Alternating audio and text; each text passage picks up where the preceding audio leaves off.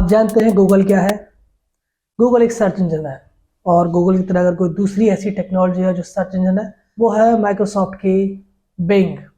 तो ये दो ऐसे सर्च इंजन है जहाँ पे आप अपना कोई भी क्वेरी पोस्ट कर सकते हो, कोई भी प्रश्न अपना वहाँ पे टाइप कर सकते हो और उसका उत्तर आपको मिल जाएगा। लेकिन आज मैं एक नई टेक्नोलॉजी के बारे में बात करने जा रहा हूँ और ये बहुत रेडिकल है। रेडिकल से मेरा मतलब है कि ये एक ऐसी टेक्नोलॉजी है जो गूगल को मैं यहाँ पे बिंग की बात नहीं करूँगा, क्योंकि बिंग जो सर्च इंजन है उसका जो मार्केट परसेंटेज है, मार्केट शेयर है, वो बहुत कम है गूगल के कंपैरिजन में। तो अगर कोई डोमिनेंट सर्च इंजन है इस पूरी दुनिया में तो वो है गूगल। और आज जिस टेक्नोलॉजी की मैं बात करने जा रहा हूँ, ये टेक्नोलॉजी गूगल को थ्रेटन कर रही है। ये टेक्नोलॉजी गूगल को चैलेंज कर रही है, इसकी एग्जिस्टेंस को चैलेंज कर रही है। तो आपने देखा होगा कि जब भी आप गूगल पर कोई भी क्वेरी पोस्ट करते हो, कुछ भी आप पूछते हो, तो उसका जो एक गूगल का जो एक पॉसिबल ढंग है उत्तर देने का उस क्वेरी का, तो वो मल्टीपल सर्च रिजल्ट्स के रूप में होता है। आपने कोई क्वेरी पोस्ट की तो उस क्वेरी के रिस्पॉन्स में गूगल अपने पेज पर मल्टीपल सर्च रिजल्ट्स डाल देता है और आपको अब उन सर्च रिजल्ट्स में से सर्च करना है। वन बाय वन करके सर्च कर सकते हो, या अगर आपको पता है कि कौन सा लिंक आपको सही आंसर दे सकता है तो आप उस लिंक को ट्राई कर सकते हो। और ये जो लिंक है गूगल के, ये किसी एक पेज पर नहीं होते, ये बहुत सारे पेजेस पर होते हैं। तो आज जिस टेक्नोलॉजी की मैं बात करने जा रहा हूँ ये है चैट जीपीटी। जीपीटी का मतलब है जनरेटिव प्री ट्रेन्ड ट्रांसफॉर्मर। तो बेसिकली इन सिंपल लैंग्वेज ये एक आर्टिफिशियल इंटेलिजेंस बॉट है और इसके जो काम करने का ढंग है वो ऐसा है, जैसे आप गूगल पे कोई भी क्वेरी पोस्ट करते हो और उसके मल्टीपल रिजल्ट्स आपको रिस्पांस के रूप में मिलते हैं। चैट जीपीटी आपको स्पेसिफिक रिस्पांस टाइप करके देता है। किसी भी तरह का सर्च रिजल्ट आपको वहां पे नहीं मिलेगा, किसी भी तरह का कंफ्यूजन आपको देखने को नहीं मिलेगा। चैट जीपीटी कुछ इस तरह से काम करता है कि मानो आपने एक प्रश्न अपना किसी सर्च बार में ना टाइप करके आपने किसी अपने सामने बैठे हुए बंदे से पूछा हो। तो मैं आपको दिखाऊंगा कि कैसे काम करता है, लेकिन इससे पहले कि मैं आपको दिखाऊं कि कैसे काम करता है, मैं आपको बताना चाहता हूं कि ये जो एआई है इसे कुल 3 महीने हुए लॉन्च हुए। इन 3 महीनों में 1 लाख मिलियन का मतलब है 1 लाख मिलियन लोग ऑलरेडी इसे यूज कर रहे हैं। 1 लाख मिलियन इसके सब्सक्राइबर हैं, जो कि हिस्ट्री में किसी भी टेक्नोलॉजी को एक सबसे छोटे समय में यूज करने वाले सबसे ज्यादा लोग हैं। तो कौन सी वो कंपनियां हैं जो यहाँ उदाहरण के तौर पर मैं आपको बता सकता हूँ, और किस तरह से किस पर्पज के लिए वो कंपनियां यूज कर रही है, कितनी सेटिस्फाइड है वो कंपनियां इस चैट जीपीटी टेक्नोलॉजी से, मैं आपको एक एक करके बताता हूँ। 66% कंपनियां इस टेक्नोलॉजी को कोड राइट करने के लिए यूज कर रही है। 58% कंपनियां इसको copy writing and content creation के लिए यूज कर रही हैं। 57% कंपनियां इसको कस्टमर सपोर्ट के लिए यूज कर रही हैं और 52% कंपनियां इसको डॉक्यूमेंटेशन के लिए यूज कर रही है। तो इसका जो यूसेज है वो लिमिटलेस है, और जैसा मैंने बताया कि इसको लॉन्च हुए सिर्फ 3 महीने हुए हैं, तो इसका मतलब ये है कि ये सिर्फ इनिशियल फेज से गुजर रहा है। इसकी एक अपडेट भी आई थी अभी, जिसे चैट जीपीटी 4 कहा गया है, जिसमें इसमें ट्रेमेंडस इंप्रूवमेंट किया गया है। फिर चाहे वो इसके आंसर्स देने की कैपेबिलिटी हो या फिर आपको कम से कम शब्दों में कैसे अच्छे से अच्छा उत्तर दिया जाए। जैसे जैसे लोगों की नजरों में आ रहा है, जैसे जैसे दुनिया को उसके बारे में पता लग रहा है, तो वैसे वैसे ज्यादा से ज्यादा लोग इससे जुड़ रहे हैं और ज्यादा से ज्यादा लोग सीख रहे हैं कि कैसे इसको हम अपने लिए यूज कर सकते हैं और कैसे हम इससे अपने जो काम की एफिशिएंसी उसको बढ़ा सकते हैं। तो इस तरह से न केवल इन 3 महीनों के दौरान बहुत कंपनियां इसे यूज कर रही है, बल्कि उन कंपनियों का ये भी कहना है कि जितनी भी कंपनियां इसे यूज कर रहे हैं, जो एक जो रिपोर्ट सामने आई है उसमें ये बताया गया है कि 50% जो कंपनियां हैं उन्होंने ये बताया है कि हमारे यहाँ एम्प्लॉयज को इसने ऑलरेडी रिप्लेस करना शुरू कर दिया इस टेक्नोलॉजी ने। जो काम सैकड़ों हजारों बंदों की बैकएंड टीम किसी जर्नलिस्ट के लिए किसी कंपनी में करते रहे, अब वो काम मात्र कुछ ही बंदे इस टेक्नोलॉजी की हेल्प से कर पा रहे हैं। तो बेसिकली कहने का मतलब यह है कि जिसका इम्पैक्ट है वो दिखना शुरू हो गया है, और इसके जो काम करने की एफिशिएंसी है उसके बारे में इन एम्प्लॉयर्स का क्या कहना है, तो उसके बारे में आपको बता देता हूँ। 55% एम्प्लॉयर्स ने जो चैट जीपीटी के काम करने की जो क्वालिटी है उसको एक्सीलेंट कहा है। 34% एम्प्लॉयर्स ने जितने भी कंपनियां ओवरऑल इसे यूज कर रही है उनका 34% जो एम्प्लॉयज हैं और जो एम्प्लॉयर्स हैं सॉरी, उन्होंने कहा है कि चैट जीपीटी बहुत ज़्यादा एक्सीलेंट है। और 99% ऑफ ओवरऑल जो एम्प्लॉयर्स हैं जो अलग अलग वेरियस फील्ड्स में हैं जो इस टेक्नोलॉजी को यूज़ कर रहे हैं अपने लिए, उनका कहना है कि एक बहुत ही इम्प्रेसिव, वेरी इम्प्रेसिव टेक्नोलॉजी है और वो बहुत ज़्यादा सेटिस्फाइड है इससे। और आपको सिर्फ एक ग्लिम्स देने के लिए फ्यूचर में कि क्या होने जा रहा है, एक स्टडी अभी सामने आई है चैट जीपीटी के बारे में, जिसने कहा है कि 2025 तक लगभग 30% जितने भी कंपनियां इसे यूज कर रहे होंगी ग्लोबली, उन कंपनियों का जो आउटबाउंड मैसेज का जो टोटल परसेंटेज, अगर आप उसे एक 100% लेके चले तो उस 100% में से अप टू 30% जो आउटबाउंड मैसेज, आपने देखा होगा कि जब भी आप किसी कस्टमर केयर से बात करते हो तो एक ईमेल जनरेट होकर आता है जो आउटबाउंड टीम सेंड करती है।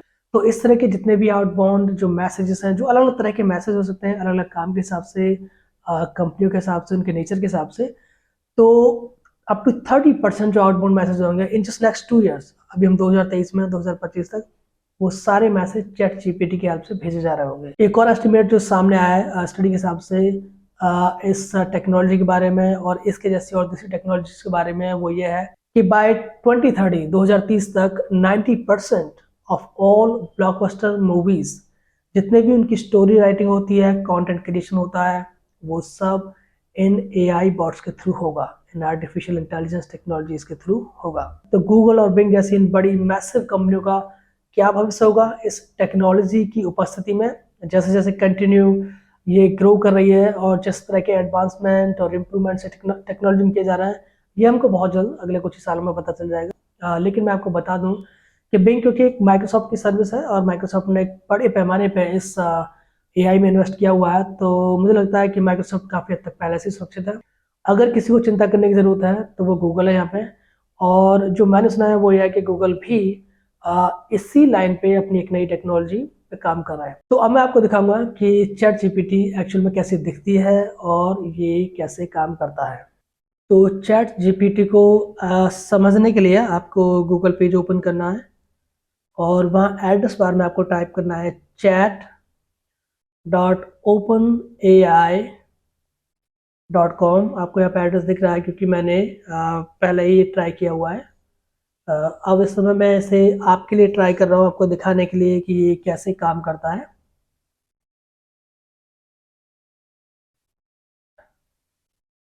तो जब आप ये एड्रेस टाइप करते हैं और एंटर करते हैं तो इस तरह का पेज आपको दिखेगा चैट जीपीटी। ये इसका होम पेज है, यहाँ आप देख सकते हैं एग्जाम्पल्स, कैपेबिलिटीज, लिमिटेशंस। तो एग्जाम्पल्स जो यहाँ पे एक टैब है, जैसा आप देख सकते हैं, इसमें आपको बताया गया कि किस तरह के क्वेश्चंस आप इसमें टाइप कर सकते हैं, पूछ सकते हैं। जैसा कि explain quantum computing in simple terms, got any creative ideas for a 10-year-old's birthday, how do I make an HTTP request in JavaScript।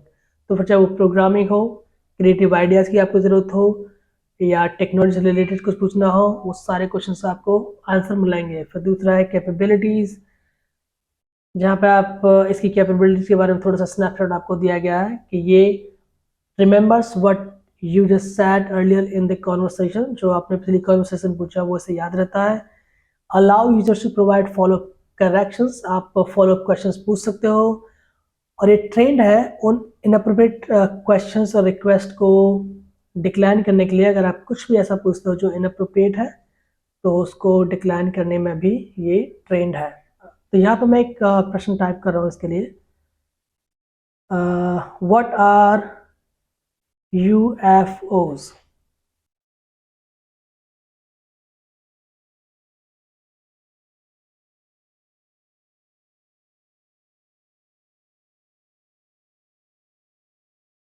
और आप देख सकते हैं कि कितनी तेजी से इसने उत्तर लिखना शुरू कर दिया है। आप पढ़ सकते हो, इतना जल्दी आप पढ़ नहीं पाओगे जितना जल्दी ये राइट कर रहा है। और आप देख सकते हो कि यहाँ पे किसी भी तरह का यहाँ पे वेब रिजल्ट्स नहीं दिए गए हैं। आपने एक सिंपल क्वेश्चन पूछा है चैट जीपीटी से, जो कि एआई है, आर्टिफिशियल इंटेलिजेंस बॉट है, और इसने आपके प्रश्न के संबंध में जो बेस्ट आंसर इसके पास हो सकता है वो इसने दिया है। जैसे कि the term UFO stands for unidentified flying object and refers to an object or light that is observed in the sky that cannot be identified by the observer. The term does not imply anything about the nature or origin of the objects, only that it is not immediately identifiable. तो अब अगर मुझे एक follow up question पूछना हो इसके बारे में। तो बेस्ट थिंग जो आपको यहाँ मिलती है, पहली तो मैंने आपको बताया कि आपको वेब पेजेस नहीं मिलते, सटीक आंसर मिलता है। दूसरा, आप फॉलो अप क्वेश्चन कर सकते हो बिल्कुल वैसा ही जैसे आप अपने सामने खड़े किसी बंदे से करते हो। तो जब आप अपने सामने खड़े किसी बंदे से कोई क्वेश्चन करते हो तो उसका उत्तर मिलता है, फिर आप कोई फॉलो अप क्वेश्चन करते हो तो आपको जिस सब्जेक्ट पे आप डिस्कस कर रहे हो उस सब्जेक्ट को दोबारा लाना नहीं पड़ता है। तो आप फॉलो अप क्वेश्चन कर सकते हो बिना उस सब्जेक्ट को लाए। कैसे, अब मैं आपको बताता हूँ। अब आप मेरे अगले प्रश्न में देखिए कि मैं कैसे एक follow up question chat GPT से पूछूंगा, लेकिन मैं उस क्वेश्चन में यूएफओ वर्ड को मेंशन नहीं करूंगा। मैं नहीं चाहता कि उसको पता लगे कि मैं मेरा ये जो नेक्स्ट क्वेश्चन है वो पहले वाले क्वेश्चन से ही जुड़ा हुआ है। तो जो दूसरा क्वेश्चन है जो मैं टाइप करने जा रहा हूँ वो यह है कि how many of these have been seen so far।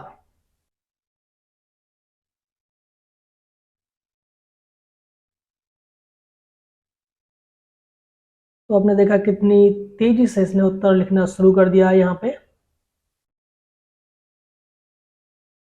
इसकी उत्तर देने की जो स्पीड है वो बहुत अमेजिंग है, ना केवल एक सटीक उत्तर दे रही है बल्कि बहुत जल्दी से भी दे रही है। तो जो मैंने क्वेश्चन लिखा कि how many of these have been seen so far, मैंने इसमें यूएफओ का जिक्र नहीं किया है। मैंने इसको सब्जेक्ट नहीं बताया कि मैं किस सब्जेक्ट से रिलेटेड एक क्वेश्चन कर रहा हूँ, लेकिन उसके बावजूद इसको पता है कि मेरा क्वेश्चन पहले वाले सब्जेक्ट से जुड़ा हुआ है जो कि है यूएफओ के बारे में। इसने उत्तर दिया है कि it's difficult to provide an exact number of how many UFOs have been seen so far as there are likely many unreported sightings and some reported sightings may be hoaxes और miss identification. तो ये सारा उत्तर इसने दिया है। तो कुल मिला के बात ये है कि जो मैं यहाँ पे आपको बताना चाहता हूँ वो है कि आप इससे फॉलो अप क्वेश्चन पूछ सकते हो बिना सब्जेक्ट को मेंशन किए। तो अब मैं अगला क्वेश्चन करने जा रहा हूँ, अगेन एक फॉलो अप क्वेश्चन होगा। When was the latest sighting, तो पिछली साइटिंग कब थी, पिछली बार किसी यूएफओ को कब देखा गया।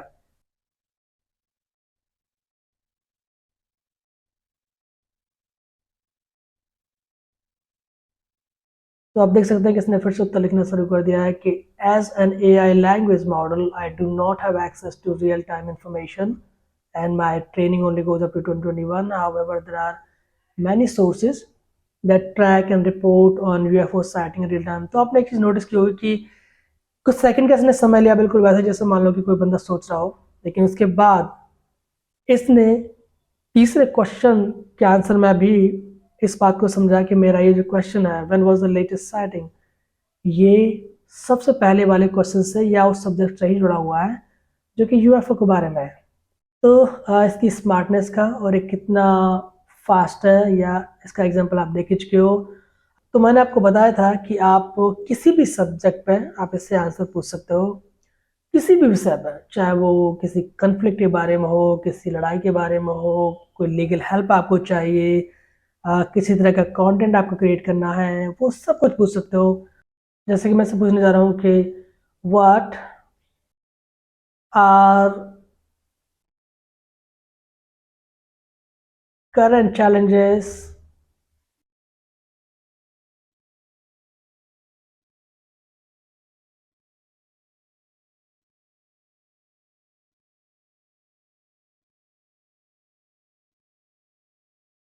ahead of India to become a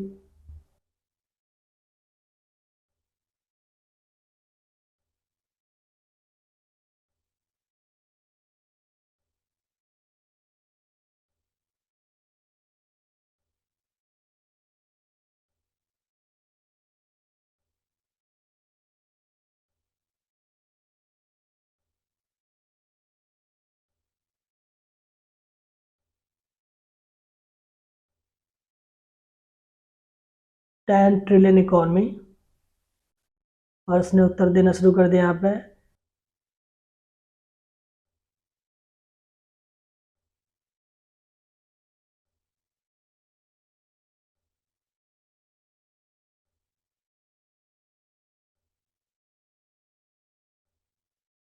India faces several challenges ahead to become a 10 trillion economy. Here are some of the key challenges. तो इसने 5 जो इसे लगता है सबसे इम्पोर्टेंट चैलेंजेस है उसने इसको यहाँ पे लिख दिया है। अब क्योंकि मैंने यहाँ पे टॉपिक चेंज किया और मैंने यूएफएस से इंडिया पे स्विच किया है, तो अब मैं से एक फिर से फॉलो अप क्वेश्चन करूँगा इसी सब्जेक्ट पे, इंडिया वाले सब्जेक्ट पे, इकोनॉमी वाले सब्जेक्ट पे, बिना इस सब्जेक्ट को अपने नेक्स्ट क्वेश्चन में लाए।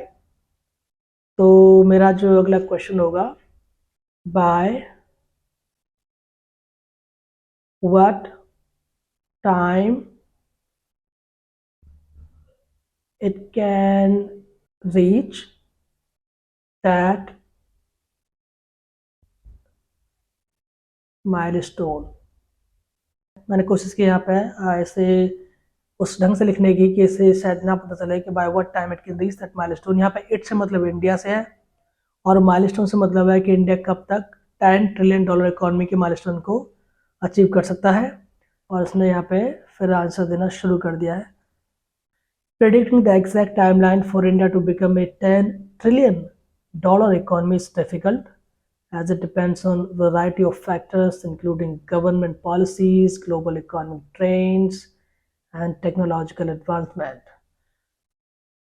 तो तीसरा जो आंसर है उससे आपको ये पता चल ही जाएगा कि आप इससे फॉलो अप क्वेश्चन पूछ सकते हो। आप बिल्कुल वैसे ही जैसे आप अपने किसी दोस्त से या किसी एक्सपर्ट से क्वेश्चन के बाद क्वेश्चन करते हो बिना उस सब्जेक्ट को वापस अपने नेक्स्ट क्वेश्चन में लाए। अब अगर आप किसी क्वेश्चन के आंसर से बहुत खुश हो तो आप यहाँ पे हैंड्स अप दे सकते हो, आप उस आंसर को लाइक कर सकते हो। और अगर आपको उस आंसर को किसी दूसरे ढंग से देखना हो तो जो एक टैब नीचे दी गई है रीजनरेट रिस्पॉन्स, इस टैब पे आप क्लिक कर सकते हो। तो होगा क्या कि जो आंसर इसने दिया है अब ये उस आंसर को एक दूसरे ढंग से आपको प्रोवाइड कराएगा। अब आप देख सकते हो कि एक नया आंसर आपको देने के लिए टाइप कर रहा है।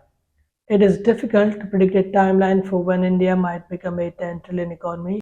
पहले की 2 लाइन इसकी पहले से ही और बाकी का आंसर इसका थोड़ा सा यहाँ पे अलग होता हुआ दिख रहा है। और यह साइड में एरोज बने हुए हैं जहाँ पे आप पहले आंसर पे भी जा सकते हो। अगर आप लेफ्ट एरो पे क्लिक करते हो तो आप पहले वाले रिस्पॉन्स को देख सकते हो और अगर दूसरे रिस्पॉन्स को देखना है तो राइट एरो पे क्लिक करके आप दूसरे वाले रिस्पॉन्स को भी देख सकते हो। ये है वो टेक्नोलॉजी जो बहुत सारे प्रोमिसेस को होल्ड किए हुआ है। ये एक ऐसी टेक्नोलॉजी है जो दुनिया को बदलने की क्षमता रखती है। और जो सबसे बड़ा डर जो लोगों के मन में हो सकता है वो जॉब्स के बारे में होगा, क्योंकि इस टेक्नोलॉजी में वो पूरी क्षमता है, वो पावर है कि ये कंपनियों में एम्प्लॉयर्स को, अपने एम्प्लॉयज को रिप्लेस करने पे विवश कर सकती है। तो यही है चैट जीपीटी के बारे में आज की इस वीडियो में। मैं अगली वीडियो में आपसे मिलूंगा एक नए टॉपिक के साथ।